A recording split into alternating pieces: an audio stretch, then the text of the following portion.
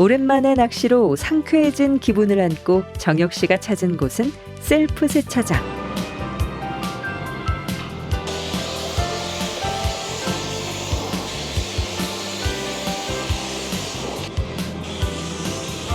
뭐 주중에는 저와 함께 열심히 달리고 고생을 하니까 주말에는 이렇게 더 깨끗이 세차도 해주고 이렇게 함께 어울려 사는 거죠.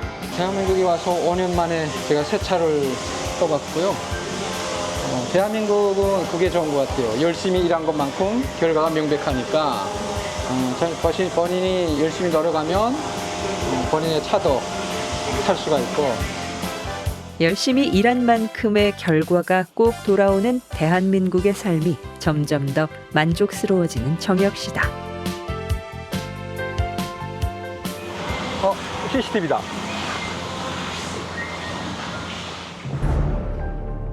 대한민국에 정착한 지도 벌써 5년이 지났다. 하지만 정혁 씨는 아직도 감시에 대한 트라우마가 남아있다. 감시는 오히려 북한 내부보다는 더 이제 심하다고 볼 수가 있죠. 어차피 해외다 보니까. 근데 이제 대한민국이나 이제 선진국들은 주로 이제 CCTV로 감시를 한다면 북한은 사람이 감시하는 거죠. 인간 CCTV가. 보이지도원이 인원 점검, 생활 점검 매일 체크합니다. 제일 무서운 건 보이부 지도원이 개개인의 생활 기록을 전문적으로 한다는 거죠. 해당 단위를 맡은 직장장, 현장 소장들이 함께 그 임무를 수행을 하고 실제 그 노동자들 속에도 보이던 스파이가 이제 있어가지고 서로 상호 감시를 하게 되는 것이죠. 가족을 떠나 의지할 곳 하나 없는 낯선 땅. 고된 노동에 시달리며 북한 노동자들은 오늘도 하루를 버텨낸다. 서로가 서로를 감시하는 현실 속에서 육체의 고통은 물론 마음까지 얼어붙은 차가운 현장으로 내몰린다. 고된 현장에서 지친 몸을 끌고 돌아온 숙소도 열악하기는 마찬가지. 숙소의 경우는 현장 근처에 있는 컨테이너에서 살거나 현장 안에 있는 아파트 1층, 지하층에 비닐방목으로 바람이 들어오지 않게 이렇게 막고 살았습니다. 물도 길어 먹어야 하고 또 겨울에는 더운 물을 사용할 수 없으니까 한 달에 한 번씩 2명 내지 3명씩 짝지어서 내보내줬습니다.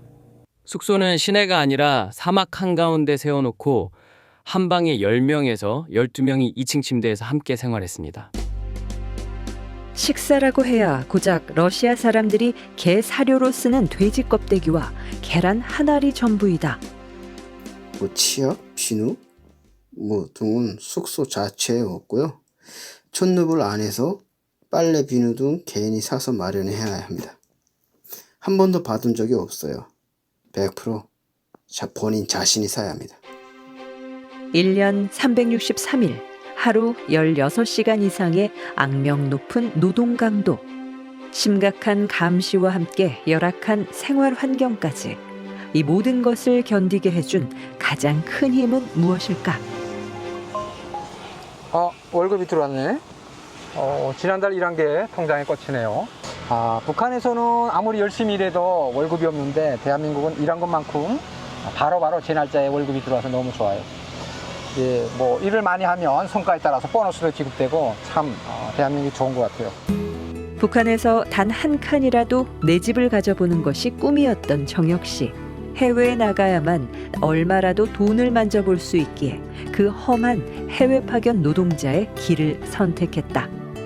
사실 제 성실한 노력을 한 5년만 고생하면 그래도 한 2만 불을 벌 것이다 이렇게 생각을 하고 나왔는데 사실 어떻게 보면 장밋빛 그림을 그리고 나온 좀 천진한 생각이었다는 이제 생각이 들고요. 1년 반 동안 하루에 18시간씩 일하고 했는데도 아예 월급이라는 것은 없고 총할 때마다 항상 마이너스라고 이제 총알을 받았는데 서류상으로 쌓이기만 하고 4년 동안 4,000불 정도 된다는데 저는 만져보지 못했습니다. 러시아 갈 때 계약서는 특별히 없었고요. 5년 동안만 버티면 1인당 3,000불은 무조건 주겠다고 했지만 5년 만에 돌아올 때 2,000불밖에 못 받았습니다. 북한으로 말하면 엄청 큰 돈이죠. 근데 러시아 노동자들과 비교해서 따지면요. 한 달치 월급밖에 안 됩니다. 완전 미쳐버리는 거죠. 우리가 어디서 충격을 받냐면요.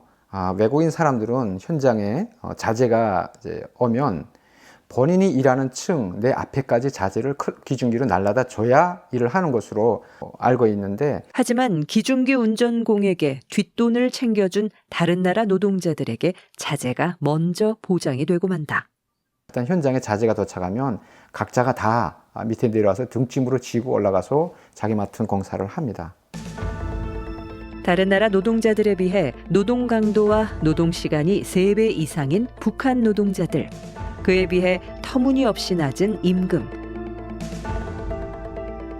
매달 당비 100루블을 내고, 매달은 아니지만 지원 사업 명목으로 북한의 무슨 삼지연 건설이라든가 평양시 건설 지원 자금으로 뭐 $10, 뭐 $20, 뭐 많게는 뭐 $100, $200까지 이렇게 걷어가는 것이 일상이었습니다. 우리 민주주의 국가는 이제 본인에게 호소해서 본인의 자발적인 의사에 의해서 진행이 되잖아요. 근데 북한은 월급을 주기 전에 월급에서 그걸 이미 인위로 회사가 삭제를 하고 제하고 그냥 노동자에게는 이렇게 이런 이유로 이만큼 뗐다고 알려주는 형식으로 이제 지급을 하다 보니까 거기에 대해서 우견을 부리거나 그러면 이제 북한 체제에서는 이제 반동으로 몰릴 수 있다 보니까 그냥 눈 뜨고 코 비는 거죠.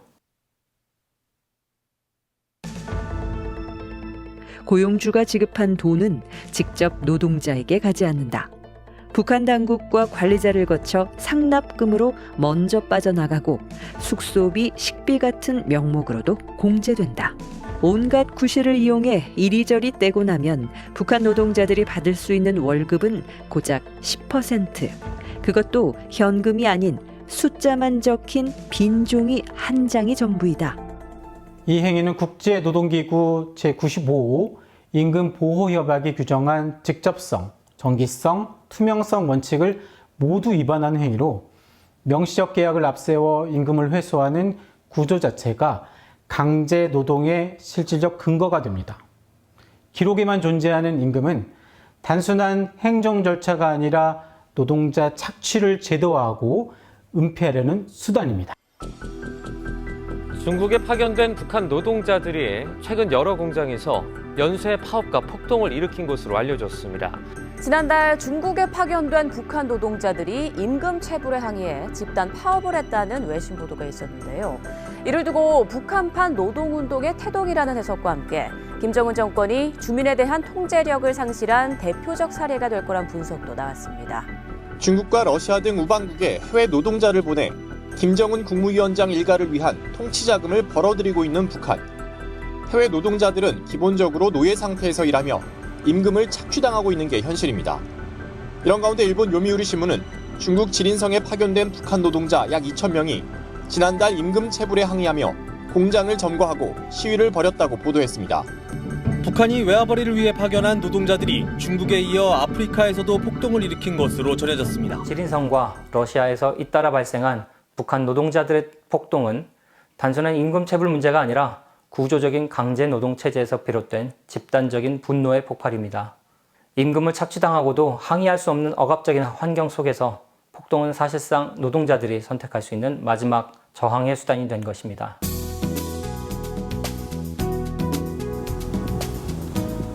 며칠 후 무더운 여름 오후가 지나고 한강에 선선한 바람이 스며든다.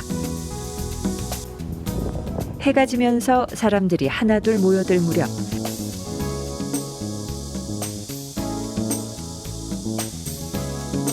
정혁 씨도 퇴근 후 자전거를 타고 여유로운 저녁을 즐기러 나왔다.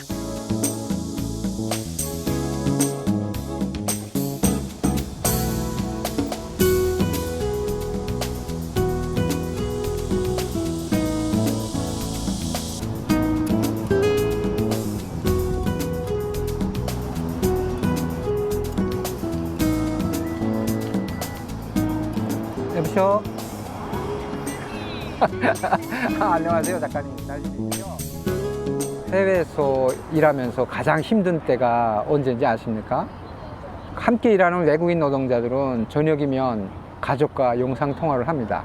영상통화를 하면서 친구라고 저를 소개하는데 외국인 가족과 영상 통화를 하면서 자기 부모 형제와는 소식조차 주고받을 수 없다는 이 부분이 가장 힘들었고요.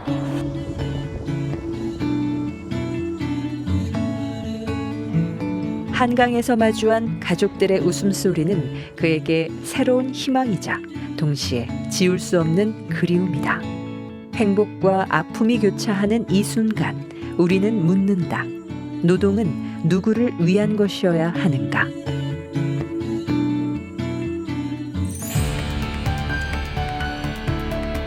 세계 인권 선언은 자유와 평등에 관한 세계적인 지침 역할을 하는 선언으로 모든 사람이 자유롭고 평등하고 존엄하게 살아가기 위해서는 자유와 권리를 보편적으로 보호해야 할 장치가 필요하다는 점에 전 세계가 처음으로 합의한 것이다. 1948년 유엔에 의해 제정된 세계 인권 선언은 고문을 받지 않을 권리, 교육을 받을 권리, 비호를 신청할 권리 등과 생명권, 자유권, 사생활권과 같은 시민적, 정치적 권리 등을 포함하고 있다.